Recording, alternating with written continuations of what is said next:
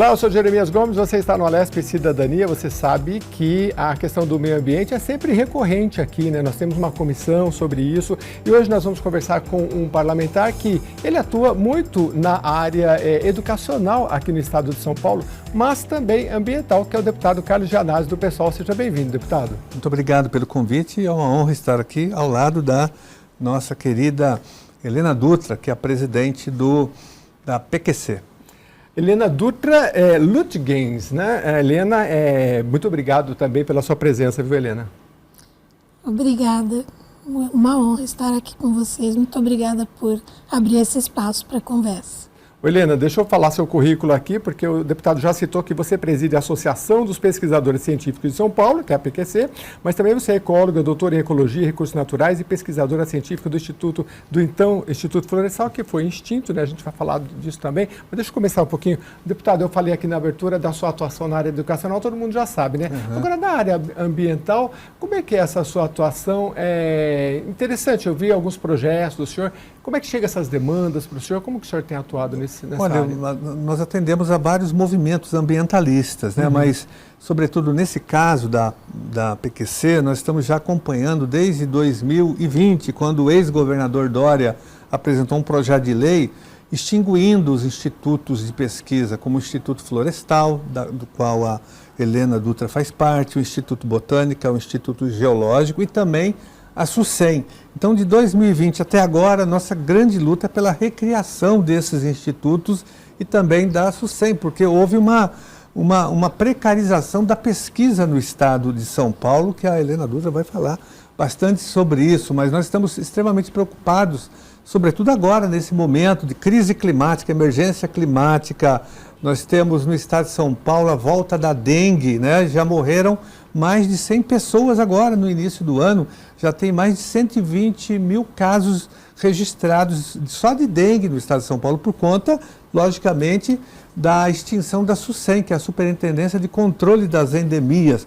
Né? Não é só dengue que existe aqui, tem zika, tem febre amarela, tem malária no estado de São Paulo, e nós estamos à deriva, porque a SUSEM foi praticamente extinta, os seus servidores, os seus pesquisadores foram todos espalhados por aí, sem estrutura nenhuma de funcionamento, que é a mesma situação do Instituto Florestal e dos outros dois que eu citei aqui. Então, nós estamos travando essa luta nesse momento, né? Eu apresentei, inclusive, um projeto de lei que está tramitando aqui, que recria a SUSEM e os 3 institutos de pesquisa. Além disso, a gente tem também pressionado na lei orçamentária, nós apresentamos uma reserva no orçamento para a recriação desses institutos, que são fundamentais, sempre foram, logicamente, mas nesse momento de crise climática, né, crise de endemias, esses institutos são fundamentais.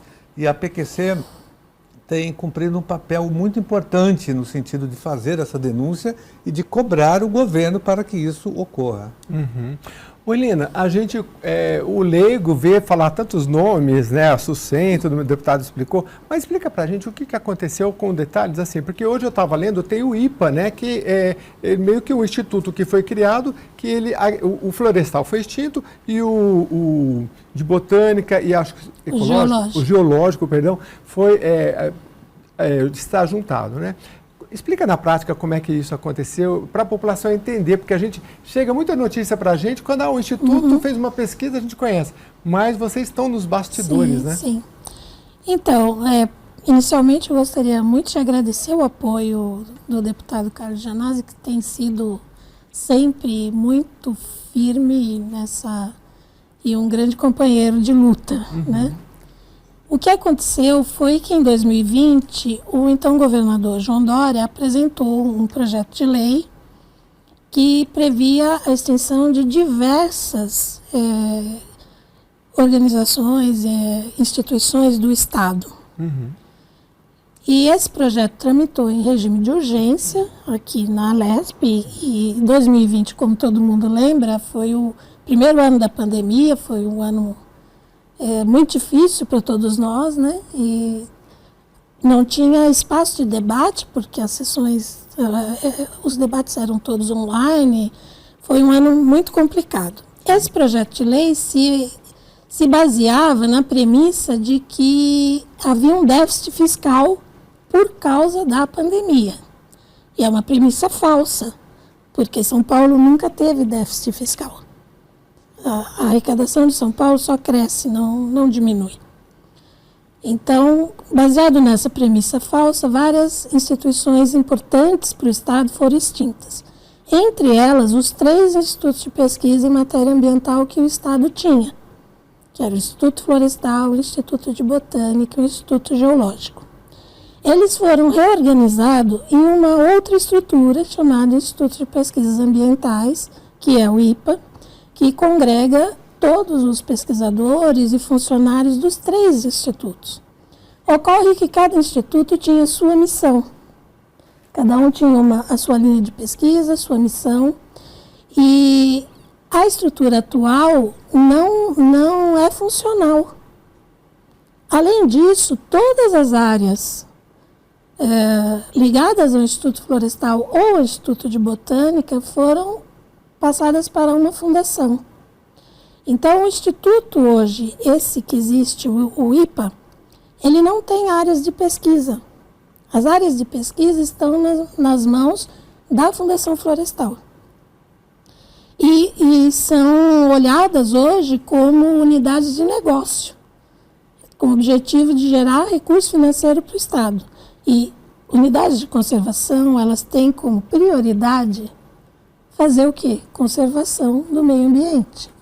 E tem um papel social muito importante para as populações, elas impulsionam o desenvolvimento local, elas estão por todo o Estado. O Estado de São Paulo tem representantes das suas diferentes fitofisionomias, porque o Instituto Florestal, ao longo dos seus 130 anos de existência, criou unidades de conservação, desde Cananéia até Teodoro Sampaio. Essas unidades, elas são especificamente para ser conservadas ou elas também servem como pesquisa? As unidades de conservação, elas são classificadas em diferentes categorias. Tem as unidades de conservação de preservação integral, que são os parques, as estações ecológicas, os parques estaduais, as estações ecológicas. Eles têm como objetivo a conservação da biodiversidade, a educação ambiental e a geração de conhecimento, ou seja, a pesquisa. A gente também tem as unidades de conservação que têm um caráter de uso sustentável, que elas podem gerar recurso financeiro direto, né? São Paulo tem poucas unidades nessa categoria, que seriam as florestas estaduais.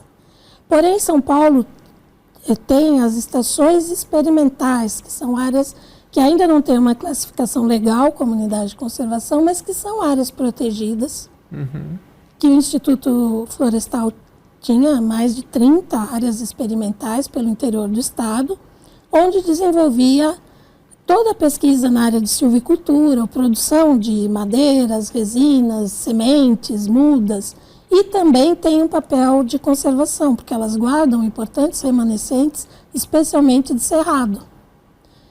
Além de ter um trabalho também de educação ambiental, tudo isso o Instituto fazia ao longo da sua história.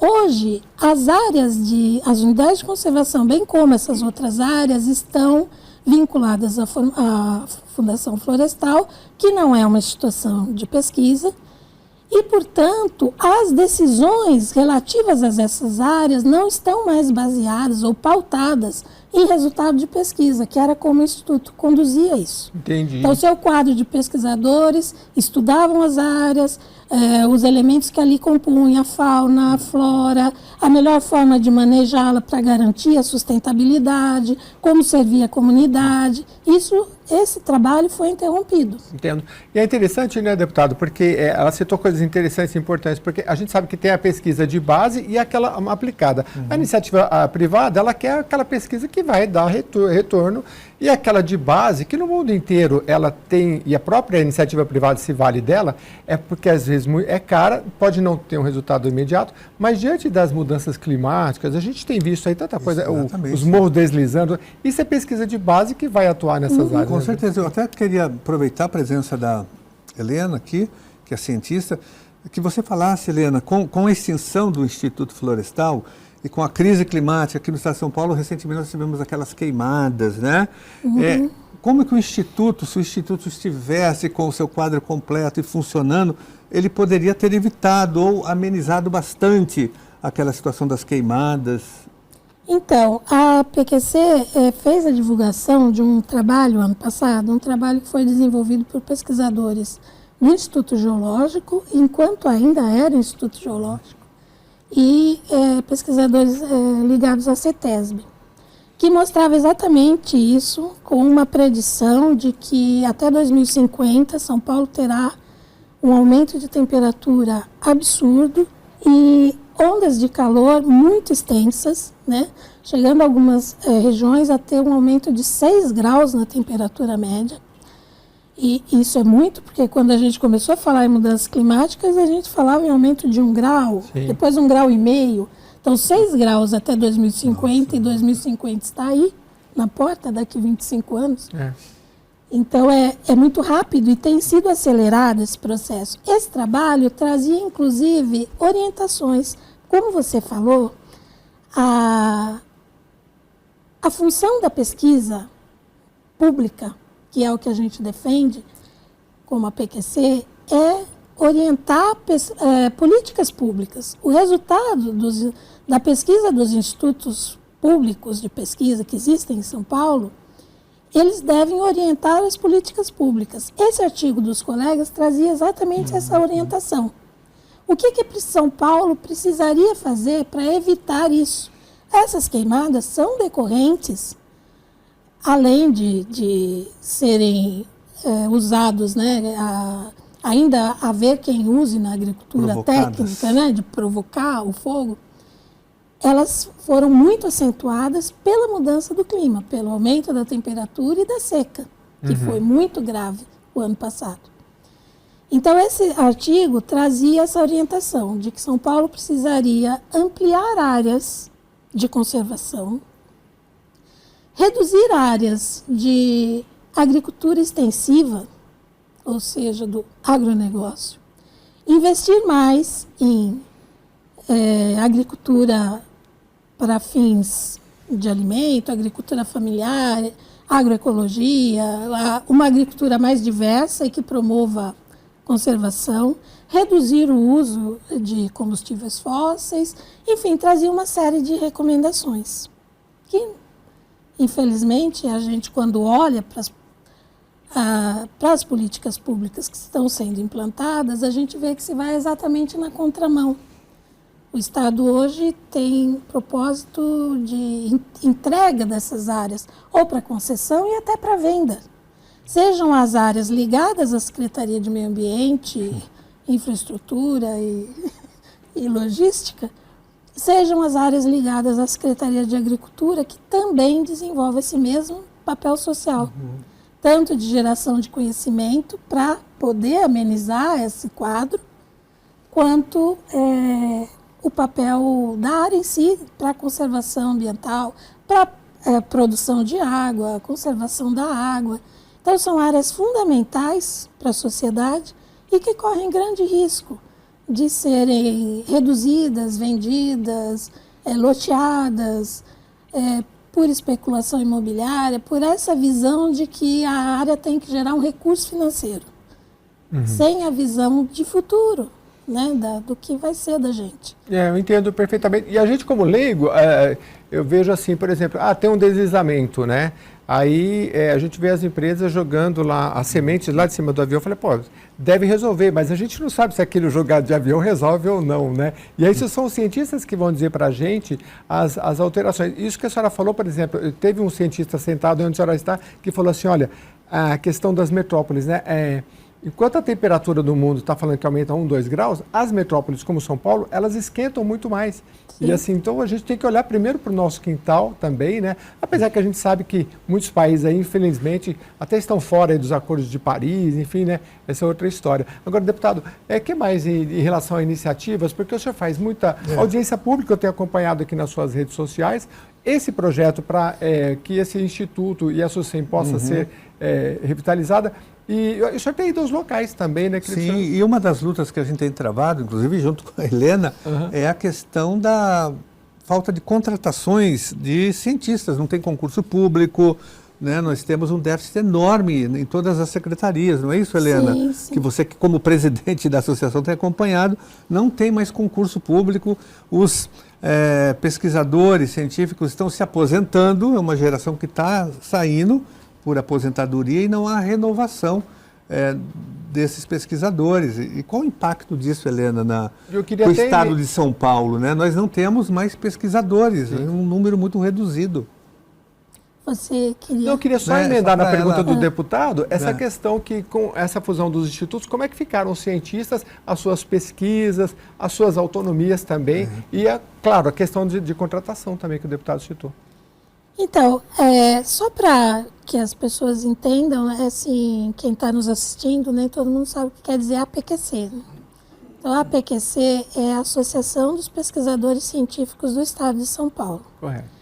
É uma associação de classe que tem por missão defender os interesses dos pesquisadores científicos do Estado de São Paulo, as instituições de pesquisa, os institutos públicos de pesquisa, e o patrimônio público ligado a esses institutos. Enfim, São Paulo tem institutos públicos de pesquisa ligados a 3 secretarias, basicamente: Agricultura, Saúde e Meio Ambiente.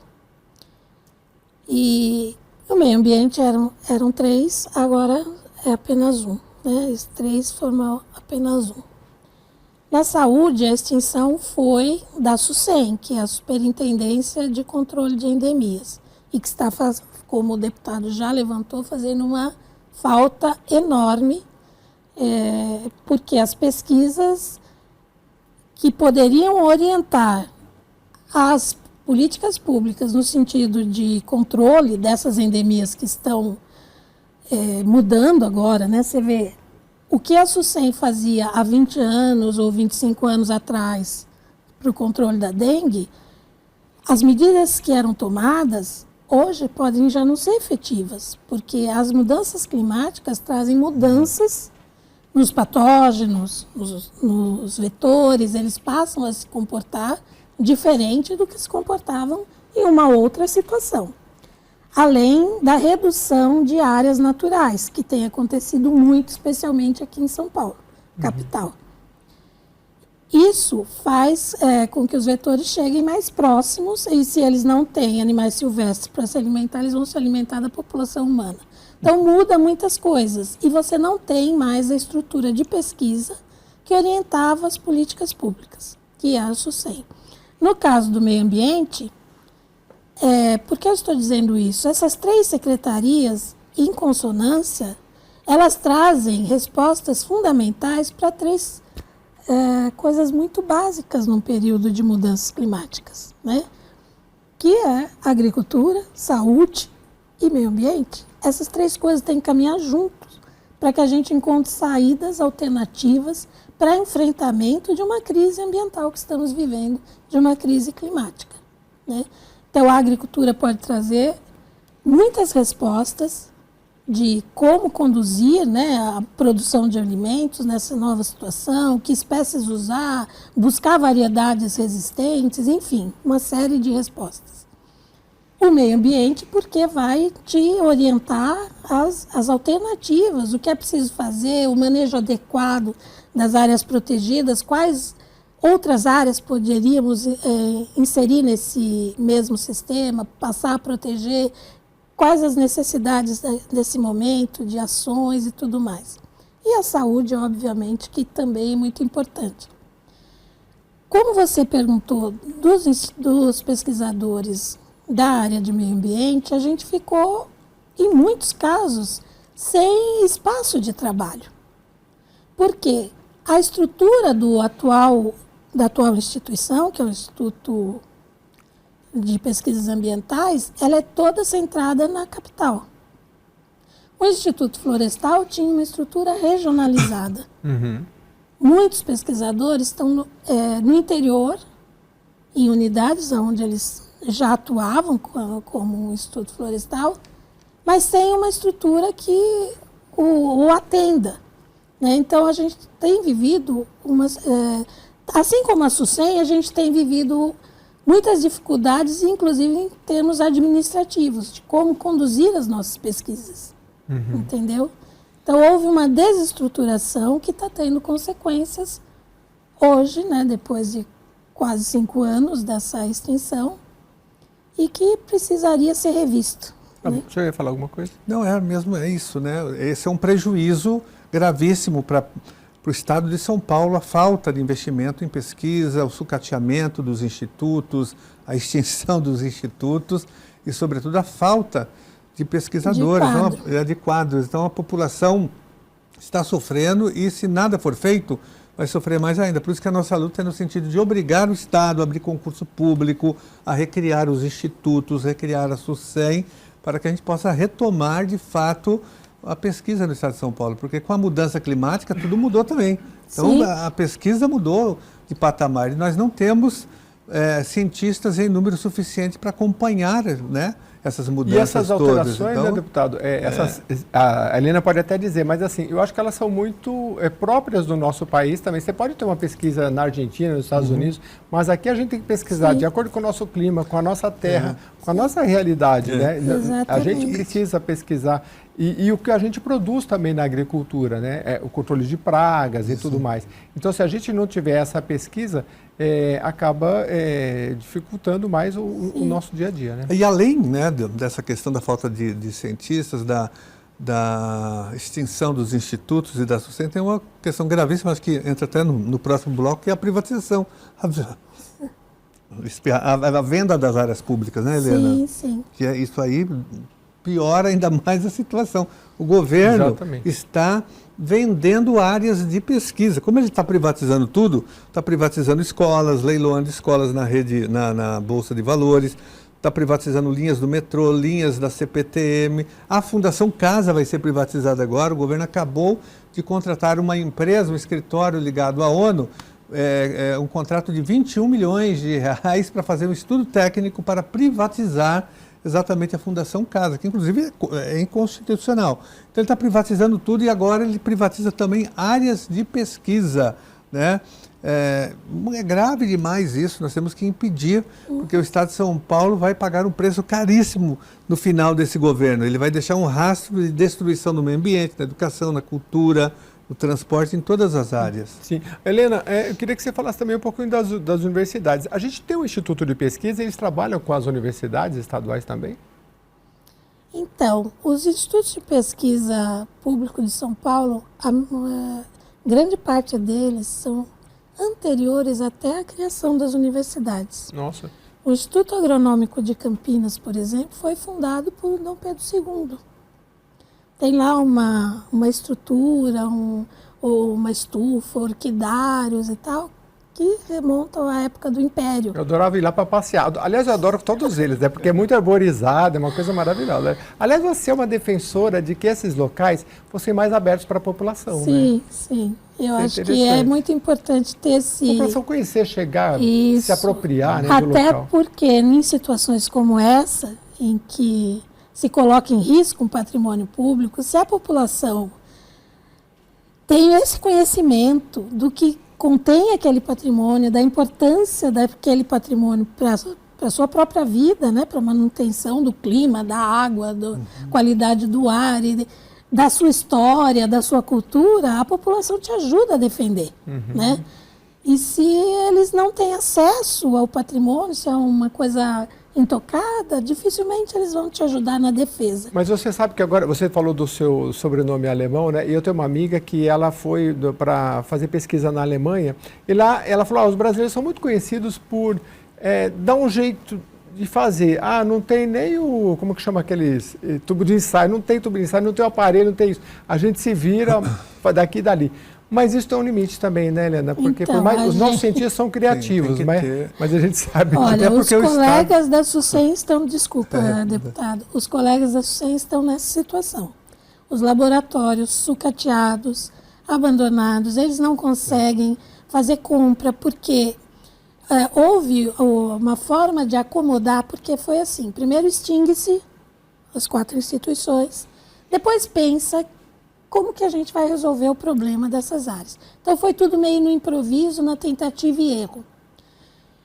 E a acomodação da SUSEM foi o seguinte: os pesquisadores passaram para o Instituto Pasteur. Pessoal de campo, porque o mesmo problema do Instituto Florestal e com o IPA, a SUSEM tem com o Instituto Pasteur, que também tem uma estrutura só na capital, e a SUSEM era regionalizada. O pessoal do interior fica ligado a outras, a coordenadoria de saúde e tal. Desestruturou toda a estrutura administrativa da SUSEM. E o Instituto Pasteur ainda não conseguiu viabilizar de forma administrativa, né, dentro da sua burocracia, da sua forma de conduzir, compra de equipamentos para os laboratórios, manutenção de laboratórios. Então, os laboratórios estão abandonados. Os pesquisadores continuam fazendo esse esforço que você diz, de continuar o seu trabalho, os próprios funcionários, e é importante que se diga. Quando você pergunta para mim do esvaziamento de quadros, não é só do quadro de pesquisadores, todo o pessoal de apoio à pesquisa, porque ninguém faz pesquisa sozinho, né? Então a gente precisa de pessoal de apoio, que também, o último concurso foi em 2000 de pessoal de apoio para o meio ambiente foi em 94, o último concurso. Então, o pessoal mais novo já tem mais de 30 anos de casa. Então, assim, todo mundo está com o pé na aposentadoria, né? E não houve mais concurso. Para pesquisador, o último concurso foi em 2003, sabe?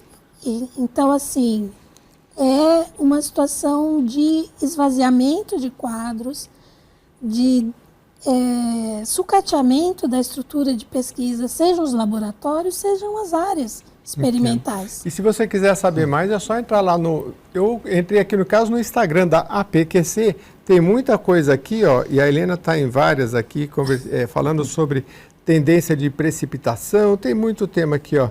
Cidade do Litoral de São Paulo não atualiza mapa de risco, e assim vai. Scholarship, alerta, depois você me fala o que é isso aqui. Tem muita coisa interessante. É só entrar lá que todo dia tem coisa nova lá, né, Helena? Tem. Cresce a resistência à venda, a parte da Fazenda Santa Elisa. Ali vocês têm, todo dia está movimentando aí os temas, né? Sim. Agora, dessas só uma... três Diga, áreas. Pois não.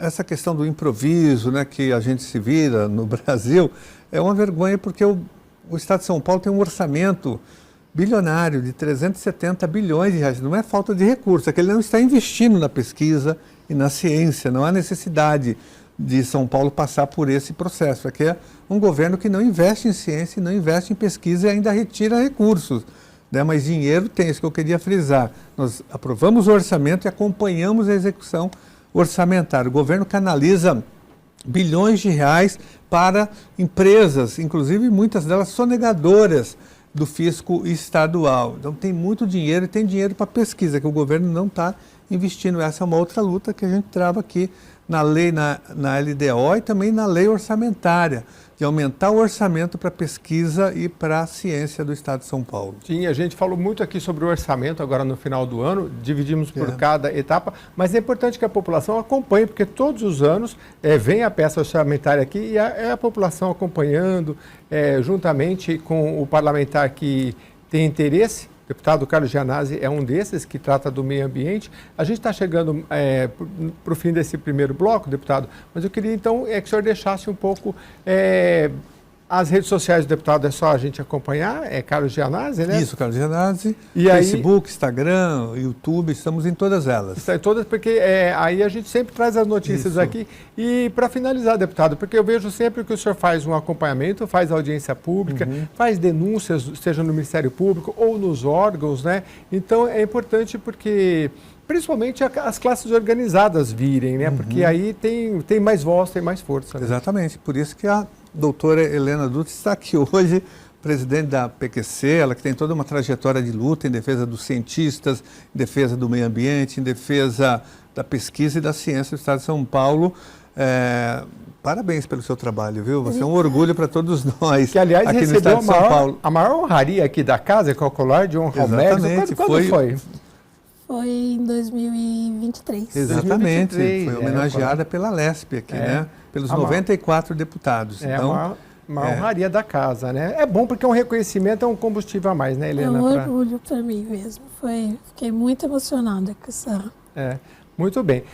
Bom, a gente vai encerrando esse primeiro bloco, mas a gente vai receber daqui a pouquinho o Sebastião Wilson Tivelli. Ele vai trazer vários temas aqui também. Daqui a pouco eu vou trazer o currículo dele. Ele também é da área ambiental.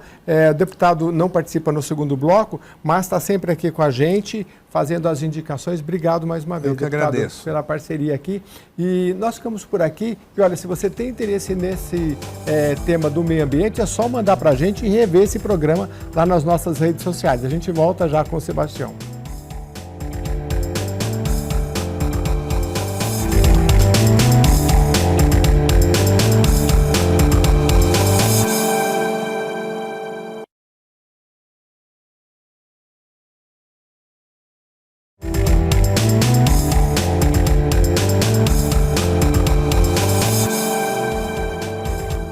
Estamos de volta aqui no Alesp Cidadania. Você que acompanhou o primeiro bloco, a gente está falando aqui de várias questões ambientais. O deputado Carlos Gianazzi do PSOL, que é muito ligado a essa área aqui na Assembleia Legislativa do Estado de São Paulo, esteve com a gente, com a Helena Dutra, que eu apresento novamente. Helena, obrigado por participar mais deste bloco com a gente, viu?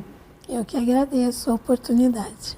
E a gente agora, nesse segundo bloco, a gente vai falar com o Sebastião Wilson Tivelli. Ele é engenheiro agrônomo, é pesquisador científico e é conhecido como Tivelli. Obrigado, Tivelli, pela presença.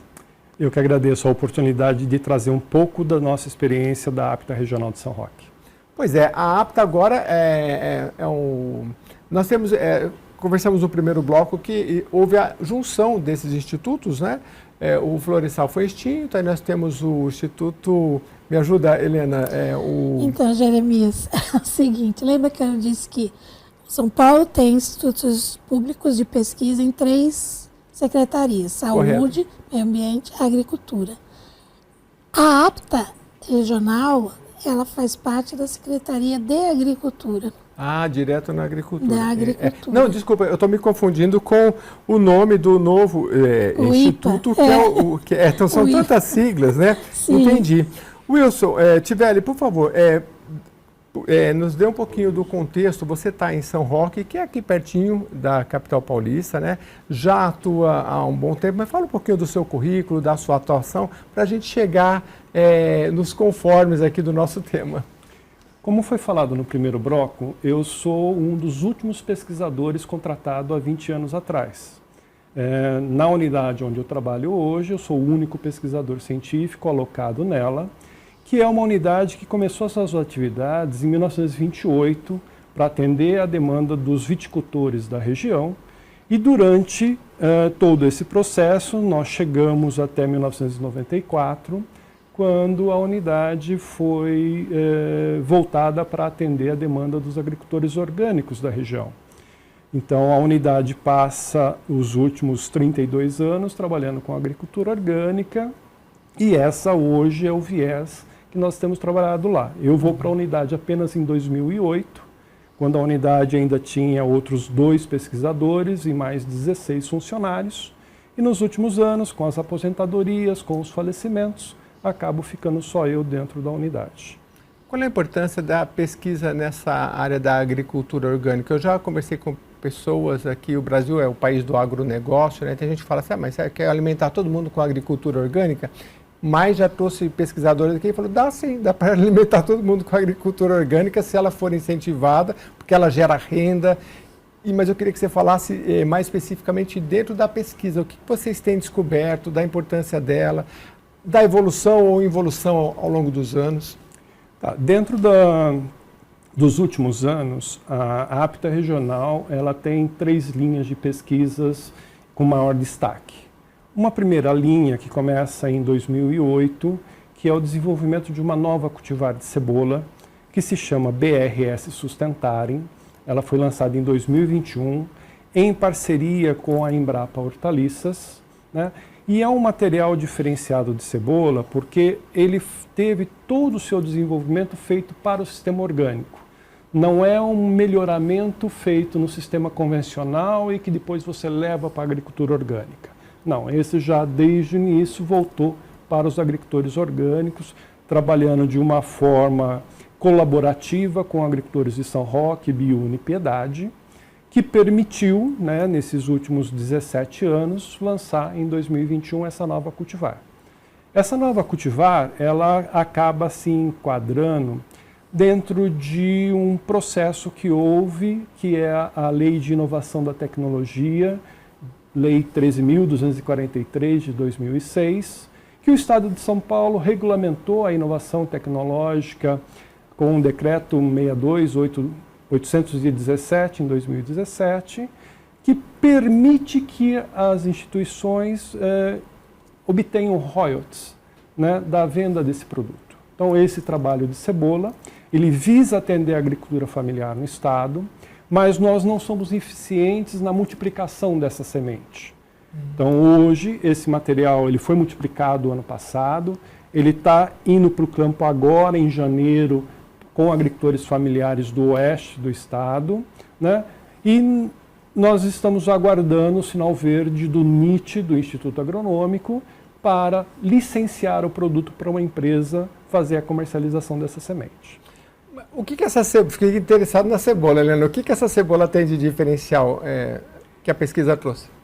Essa cebola, sendo desenvolvida no sistema orgânico, ela tem uma maior resistência a pragas e doenças, né, fazendo com que tenha um material de boa qualidade de aceitação para o consumidor, e é um material que, apesar de ter sido desenvolvido para a agricultura orgânica, também serve no sistema convencional, uma vez que ele é uma cebola de verão, que permite se plantar numa época quando não se planta cebola no estado de São Paulo e colher numa época que não se tem cebola no estado de São Paulo.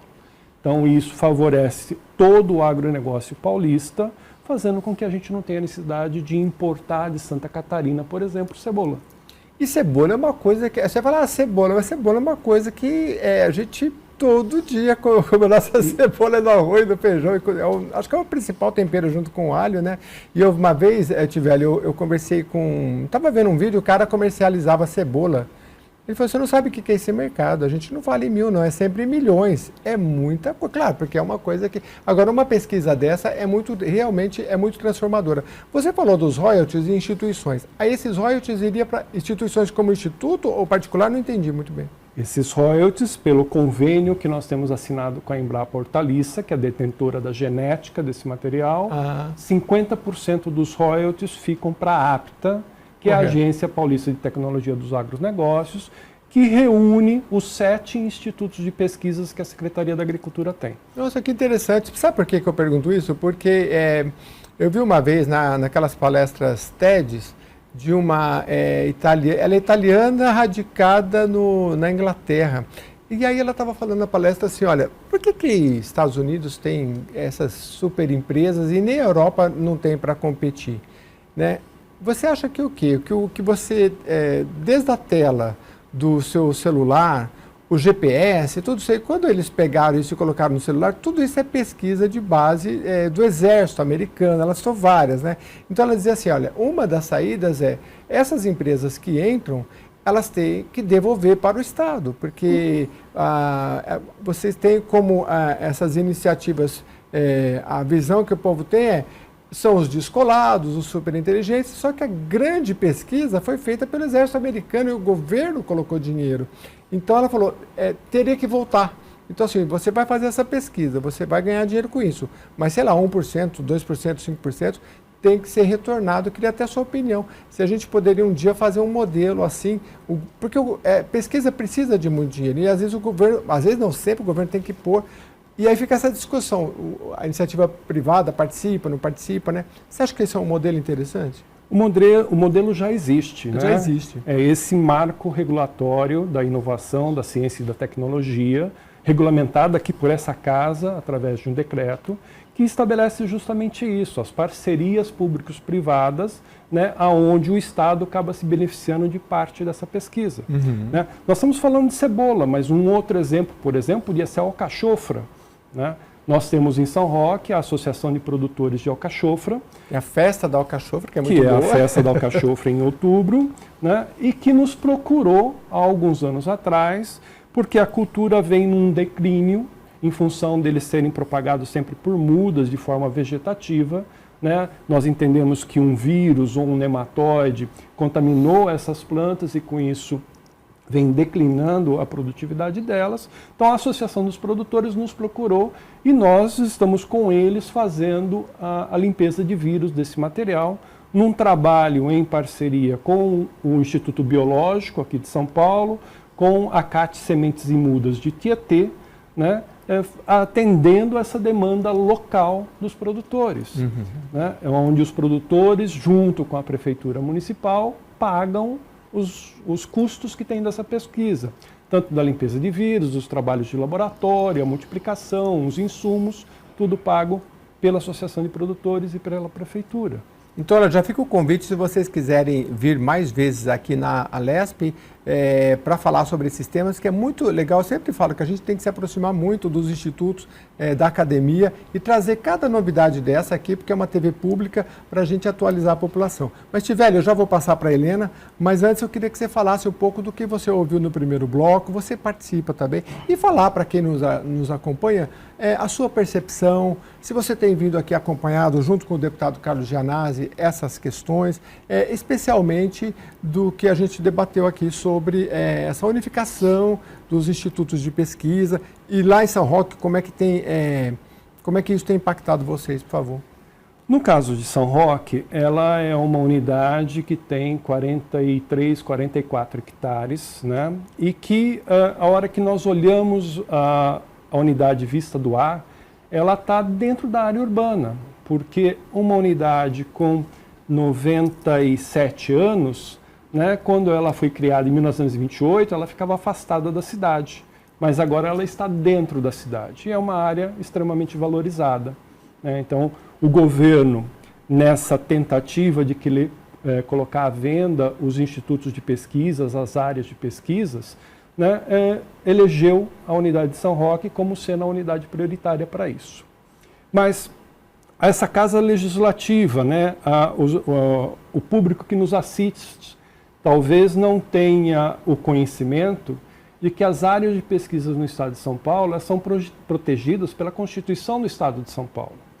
Começa pelo artigo 268 da Constituição Estadual, que estabelece que o governo do Estado precisa investir em pesquisa.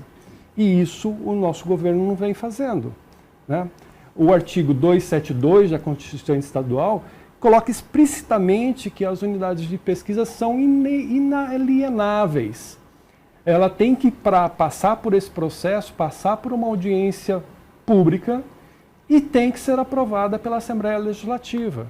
Então, as pessoas que estão trabalhando nesse sentido, e eu acredito que o governador Tarcísio, né, não tenha essa informação, porque ele colocou no plano de governo dele prioridade para a agricultura orgânica, para as pesquisas em agricultura orgânica no Estado de São Paulo.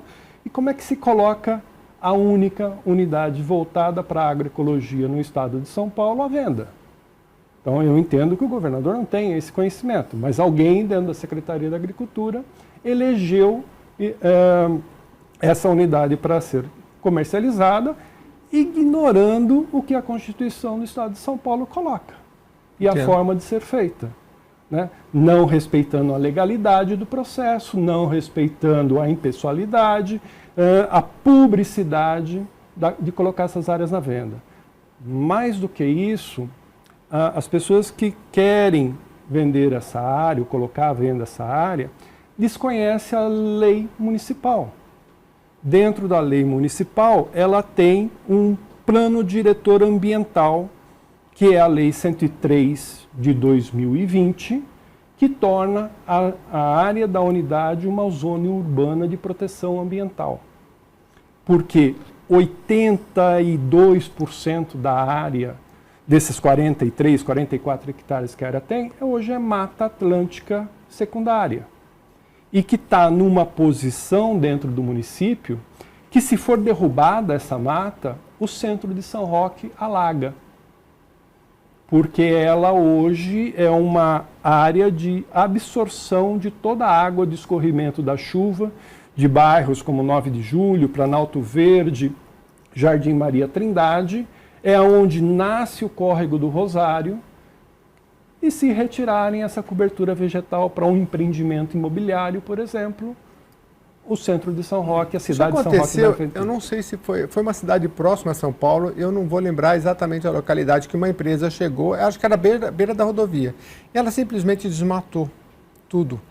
E aí os bairros próximos foram alagados. Então, assim, precisa, né, Helena, minimamente ter um conhecimento para que isso não aconteça, né? Porque também depois que aconteceu, por mais que o Ministério Público vá e pare, o problema já aconteceu, Sim. né? Eu me lembro dessas reportagens. Uma empresa grande, ela desmatou, mostrava a foto, simplesmente virou um deserto, um lugar. Só que assim, era para fazer um grande galpão, alguma coisa assim. E os bairros ao lado foram totalmente prejudicados, pessoas que já viviam até há muitos anos. Você tem acompanhado esse caso de São Roque pela APQC? Sim. Então, infelizmente, o caso de São Roque não é o único. Ele está como prioridade aí de venda, mas, como o Tivelli colocou, tem 25 áreas no plano de governo para venda. E há uma alegação do governador e do próprio secretário da Agricultura que eles estão avaliando as áreas que são mesmo de pesquisa, ou que estão sendo usadas para pesquisa, e as áreas que estão ociosas. Aí eu acho muito importante a fala do Tivelli, porque na fala dele ele exemplifica tudo que a gente falou no bloco anterior. Ele hoje é o único pesquisador da única área da agricultura que é voltada para a agricultura orgânica, para a agricultura familiar. São Roque tem um papel fundamental no desenvolvimento local, né? Tanto que os agricultores locais, quando tem um problema, procuram o pesquisador, né? Que está ali exatamente para isso, como a gente conversou, né? É papel dos institutos públicos de pesquisa atender às demandas da sociedade e pesquisar soluções para os problemas da sociedade. E diferentemente das empresas, o resultado da pesquisa do Instituto Público é da sociedade, né? Então, assim, infelizmente, esse esvaziamento de quadros, né, faz com que um pesquisador que já está também chegando ao seu tempo de aposentar e tal, você tem uma unidade fragilizada, uma unidade que contribuiu por 97 anos. Então, São Roque, infelizmente, é só um exemplo, né? A gente também pode falar muito sobre o IAC, que é o Instituto Agronômico de Campinas, cuja área também está, ou parte da área, na mira para venda. E outras áreas, como Tietê, enfim. O que acontece quando você diz, depois que tirou a mata, depois que o empreendimento imobiliário já foi feito, né? Por mais que você recorra, por mais que tenha uma represária, o dano já foi causado e não tem como reverter. E o pesquisador está dizendo, olha, vai acontecer isso, é uma predição baseada no conhecimento dele, não é uma coisa aleatória. Então, as áreas de pesquisa do Estado de São Paulo, essas áreas ligadas, agora eu estou falando das áreas ligadas à agricultura, e que estão aí com essa defesa de que são áreas ociosas e que podem gerar recurso financeiro para o Estado, né? E que as áreas não podem ficar ociosas. Isso é uma fala do próprio governador. As áreas experimentais, que são essas fazendas experimentais, elas foram doadas ou compradas ou desapropriadas com o objetivo de serem áreas para pesquisa.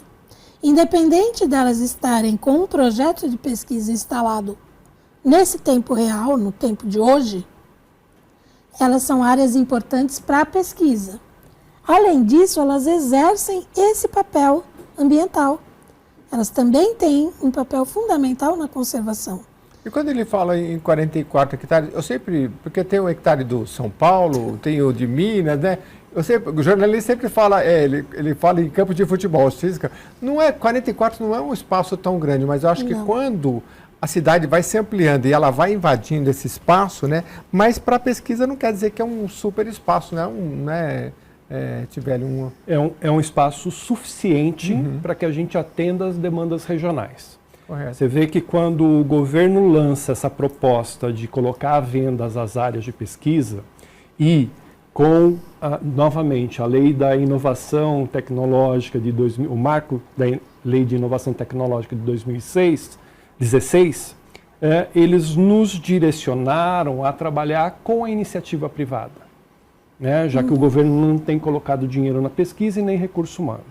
Então, um outro bom exemplo que vem de São Roque é um trabalho dentro do projeto do Vinhedo Agroecológico, que é uma parceria feita com o Sindicato da Indústria e do Vinho de São Roque, a Prefeitura Municipal e o Instituto Federal de São Roque, para responder duas perguntas do setor. Em 2017, eles nos procuraram querendo saber se era possível produzir uvas orgânicas em São Roque. Ó, que beleza! E se era econômico produzir uvas orgânicas em São Roque. Porque São Roque é uma estância turística que recebe 1,5 milhão de visitantes por ano no roteiro do vinho, né? E que cada vez mais procura por produtos bons para a saúde, que são os produtos orgânicos. Só que cada vez mais as vinícolas estão mais distantes. A pessoa às vezes quer ver uma pizza, alguma coisa, eu não sei se... Eu fui em algumas ali, eu falei, a gente compra, mas aqui você não vai achar tanto. Olha, o governo do estado fez um trabalho bastante interessante junto à Frente Parlamentar de apoio à viticultura e o desenvolvimento do enoturismo paulista, né? E no ano passado lançou um roteiro do vinho, com 250 vinícolas no estado de São Paulo. Nossa. Se eu não me engano, a gente noticiou isso daqui. Sim. E falamos até que eu fiquei conhecendo a primeira poda, a segunda poda que o Brasil fez, que foi uma coisa... e o pessoal, um programa muito bacana que o pessoal ficou muito entusiasmado de colocar o Brasil nesse roteiro dos grandes vinhos internacionais. Foi muito legal. E São Roque é conhecido, né, pelo vinho ali. São Roque é conhecido pelo vinho de mesa, mas hoje nós temos vinícolas produzindo vinhos finos, né, com uvas produzidas em São Roque, né? E já temos vinícolas adotando parte do trabalho que nós desenvolvemos com uma nova cultivar chamada IAC Ribas. Então, no final das contas, essa pergunta foi respondida. Dá para cultivar? Sim. Com base na pesquisa. Sim, mas o que aconteceu? A hora que se lançou o programa de venda das unidades no ano passado, a empresa, o sindicato que estava junto com a gente, veio para mim, Tivelli, como é que vai ficar isso? E eles acabaram retirando o recurso para a segunda fase da pesquisa e a mão de obra que eles colocavam para trabalhar dentro da unidade. Entendi. Então, mesmo não vendendo, mesmo não acontecendo nada com a unidade, porque ela é protegida pela Constituição do Estado, o prejuízo já foi dado. Entendi. Porque a gente perde todo um trabalho de relacionamento com a iniciativa privada, porque ninguém investe R$600 mil sem ter um horizonte de ter um retorno. Sim. E é isso que acontece em prejuízo da pesquisa no estado de São Paulo, como foi falado no primeiro bloco. Entendi. Helena, a gente está caminhando para o final, porque a gente estendeu um pouquinho mais o primeiro bloco, mas eu quero que vocês fiquem à vontade aqui para arrematar e resumir. Mas eu queria saber como é que você tem acompanhado isso lá na associação, né? Você deve ter frente de trabalho jurídico, enfim, de conscientização aqui na casa, né? Até para chamar os colegas que trabalham, os cientistas, para que vocês trabalhem juntos, porque vocês conhecem bem de perto e precisam passar o máximo de informação para a população, inclusive, né? A PQC tem feito um trabalho, como citou o deputado Carlos Gianazzi, nas redes sociais, você mesmo falou no nosso Instagram. A gente tem levado essas informações e tem trabalhado no sentido de divulgar essas informações para que a população efetivamente tenha ciência do que ela possui e do que ela está arriscada a perder com esses institutos, uma área tão importante como essa de São Roque, de repente ser transformada num empreendimento imobiliário, quer dizer, toda uma história de pesquisa de 97 anos, com uma inserção importantíssima na comunidade, no desenvolvimento daquela região, esse trabalho se perde. E recurso financeiro acaba rapidinho, né? A ciência, o conhecimento gerado tem valor ad eterno na solução dos problemas que a gente está enfrentando. Então, foi muito importante ter esse exemplo de São Roque e mostrar que, e acho importante ressaltar que é um exemplo. Tem outras áreas inseridas na sua região, contribuindo, fornecendo, gerando conhecimento, contribuindo com a conservação e que estão arriscadas, né?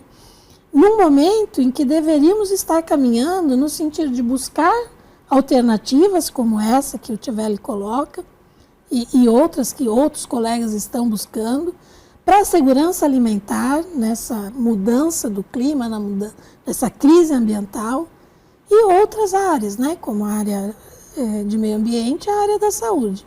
Então a PQC tem se voltado a levar essa informação, a gente tem trabalhado muito junto às redes sociais, à mídia, para levar a informação, como estamos aqui hoje com essa missão. A gente tem uma relação muito boa com os parlamentares, a gente traz informação também aqui para essa casa, busca esse debate com os parlamentares, quem legisla, né, sobre esses temas. E a gente também faz um trabalho de aproximação mesmo com a sociedade. E temos, sim, uma área jurídica e que está sempre muito atuante e olhando para o aspecto legal e jurídico dessas ações que acabam por fragilizar e muitas vezes destruir mesmo a estrutura de pesquisa, de conservação ambiental e muitas vezes de saúde da sociedade de São Paulo. Bom, e se você quiser acompanhar, é só lá na APQC. Eu coloquei no Instagram APQC, né? E aí você, rapidinho, você vai lá, você já vai ver a Helena lá e todo o trabalho que ela faz. Tivelli, agora para você encerrar, queria que você deixasse a sua mensagem. A gente sabe que a agricultura familiar é tão importante, mas eu queria que você voltasse aqui, nosso tempo está acabando, mas para falar mais do futuro dessa agricultura, que hoje está tão em moda, né? E, de repente, inclusive, para baratear, né? Porque a gente vê aqui nos parques de São Paulo, tem lá a feirinha, mas ainda é caro, né? Talvez os cientistas trabalhando mais profundamente, a gente pode voltar para colocar na nossa mesa principalmente aquele tomatinho gostoso que tem lá no interior, que quando chega aqui eu não sei o que acontece, né? É tanto, não sei se é agrotóxico que parece que muda um pouco o gosto. Mas, por favor, com as suas palavras finais. Não, a gente que agradece a oportunidade, a gente fica à disposição para estar voltando aqui, compartilhando um pouco do que nós fazemos no nosso dia a dia, né? E quero finalizar dizendo que nós não vivemos de passado, né? A unidade tem 97 anos, mas nós temos muito trabalho atual, presente, atendendo a sociedade, atendendo a agricultura familiar. E para deixar só uma pitadinha desse trabalho, né? No trabalho de uva, nós trabalhamos com homeopatia, nós trabalhamos com agentes biológicos de solo e é impressionante o aumento de produtividade que nós temos apenas por usar, por exemplo, um tricoderma aplicado na videira, né? Isso gerando renda para o agricultor sem ele precisar fazer grandes investimentos.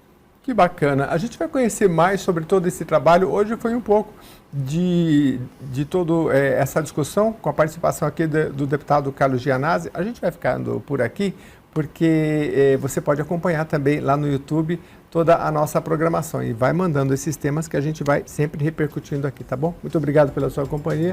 Até a próxima edição.